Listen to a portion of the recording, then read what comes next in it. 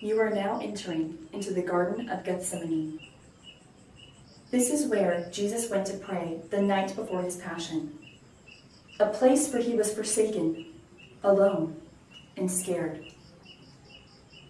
Jesus begged his disciples to pray with him, but none of them were able to stay awake.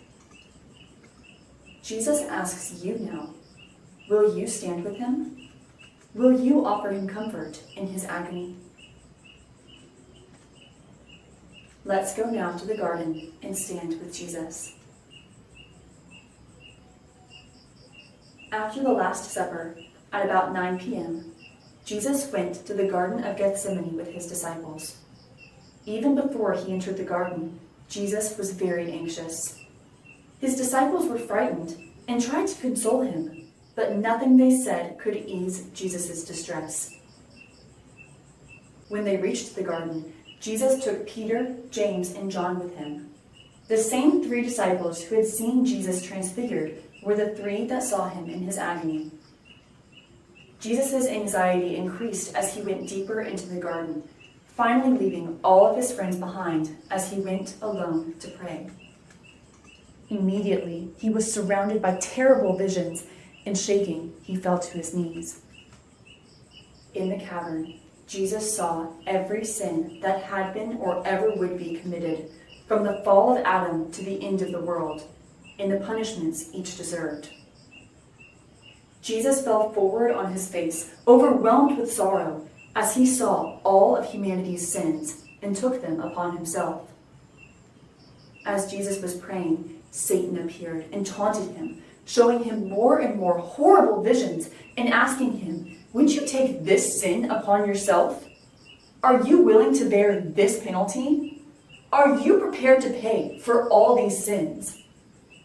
Then Satan began to accuse Jesus of numerous crimes. "You take all these sins upon you, but you are not clean yourself." And he accused Jesus with all the faults of his disciples and the scandals they had caused by giving up ancient customs and traditions. He accused Jesus of causing the massacre of the innocents when Herod the Great, king of Judea, ordered the execution of all male children who were 2 years old and under in the vicinity of Bethlehem, hoping to kill Jesus.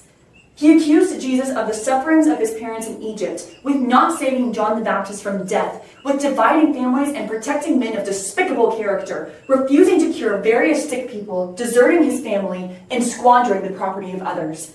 Every action that Jesus had made was scrutinized by Satan, who twisted each act to falsely accuse Jesus of terrible crimes. At first, Jesus looked calm as he prayed, but he soon became terrified at the sight of the crimes of men and their ingratitude towards God, and his anguish was so great that he trembled and shuddered. "Father," he cried, "all things are possible to you. Remove this chalice from me. But not my will, but yours be done." The small cavern was filled with terrifying figures. All of humanity's sins tortured him. The horror of death and the fear of his terrible passion, looming ever closer, crushed Jesus to the earth. He rose, but his knees were shaking so hard that he was barely able to support himself. Stumbling, he sought his friends, both to comfort and to be comforted amid his agony. The terrible visions followed him, even as he woke his disciples, and they hardly recognized their Lord and friend, pale and shaking, barely able to stand. "Simon, are you asleep?" Jesus asked them, and his voice was almost inaudible with pain and exhaustion. "Could you not keep watch with me for 1 hour?" Jesus stayed with his disciples for a few minutes, but he soon returned to the garden, not in the slightest relieved from his sufferings. He fell forward on his face, arms outstretched, and prayed to his Father. At this time, angels came to him, but they did not bring him comfort. Instead, for the next 45 minutes, the angels showed him the coming passion and works of divine mercy, which Satan, who rejects all mercy and forgiveness, could not show him. The angels showed Jesus the beauty of man before the fall of Adam and Eve, and how that beauty was changed when sin entered into humanity. He saw the weight of sin and its terrible effect on the soul. He saw the payment he would pay for sinners, the suffering he would endure for the wickedness of mankind. It was at this point, faced with visions of his passion and death, that Jesus began to sweat blood. Then Satan returned and brought with him a new attack. In this agony, Jesus was attacked with anxiety and doubt. "What good will result from your sacrifice?" Satan asked him, and he showed Jesus a horrible picture of the future. Jesus was freely giving himself up to the will of his Father as a victim to pay our debt. But he now saw all the future sufferings, combats, and wounds of his church. He saw how ungrateful humanity would be. Jesus saw the future sufferings of his apostles, disciples, and friends. He saw the early church, small but then growing, then broken apart. He felt every rejection of his compassion and love for them, and saw them heading towards the abyss of hell that he would soon die to save them from. Jesus saw these men, sometimes separated from the church and taking others with them, sometimes like sheep left to the wolves. They wandered, lost, but refused to come to his church, which he had promised would endure to the end of all ages. They tried to establish their own religions, ignoring the healing and peace of the church, which remained always unshaken, even as they tried to tear it down. Amid all these visions, Satan was there, dragging away men who were redeemed by the blood of Christ. Jesus saw with bitter anguish the ingratitude of Christians in all ages, and Satan mocked him. "Would you suffer for such ungrateful sinners?" The visions came faster and faster until Jesus writhed as he fell on his knees, blood gushing forth once again from his pores. And still the visions came. "Father," Jesus cried aloud in pain, "if this chalice cannot pass from me and I must drink it, your will be done." Satan urged the sinners to curse Jesus, striking and wounding him, tearing him to pieces. Their weapons flew in the air like whips, and Jesus staggered under their blows as if they were really present. Jesus saw irreverent Christians of all ages, careless and indifferent as they received his precious body and blood. He saw many in the church stop believing in the sacrifice of the Holy Eucharist. Those who left the church plunged into superstition and believed wrong teachings, and they joined together in large groups to attack the church, urged on by Satan. Overwhelmed, Jesus fled again to his disciples, stumbling with every step.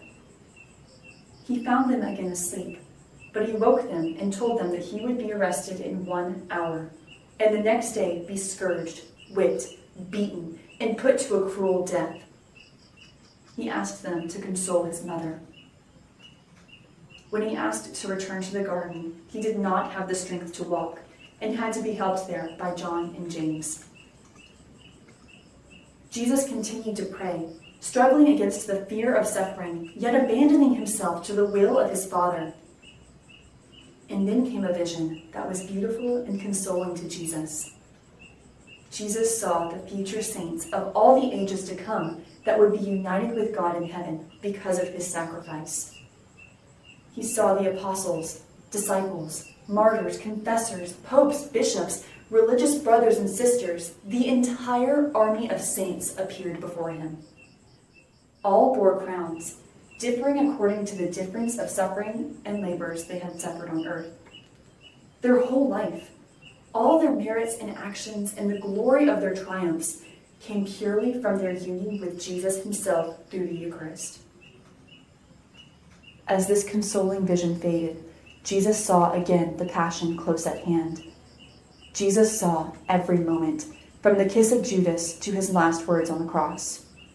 Jesus saw Peter's denial, the scourging and the crowning with thorns, the condemnation to death, the carrying of the cross, the cloth presented by Veronica, the crucifixion, and the spit and insults hurled at him. Every moment of the passion was shown to him in great detail. When the visions of the passion ended, Jesus fell on his face as if at the point of death. The angels disappeared, and the blood gushed forth from him and soaked his garments. Yet he accepted the passion voluntarily, submitting to everything for the love of man. Jesus freely accepted all of this suffering for you, so that you could be with him in heaven. He saw you during his agony, every sin you've committed, and the terrible price of each fault. Jesus saw it all, and he still accepted the cross. Will you accept his gift of love and mercy in the sacrament of reconciliation?